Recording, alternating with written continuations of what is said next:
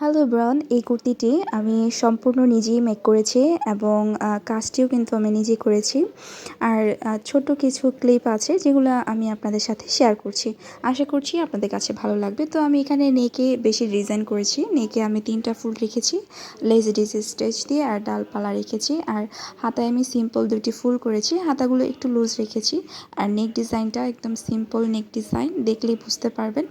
তো সম্পূর্ণ ড্রেসটাই কিন্তু আমি মেক করেছি। আর নিচে আমি 3টা ফ্লাওয়ার রেখেছি, নিচে আমি কিছু কাজ রাখিনি। তো বন্ধুরা, এখানে যে হাতার কাজটা আছে সেটাই আমি একটু ক্লিপ করে রেখেছিলাম, সেটাই আপনাদের কাছে শেয়ার করছি।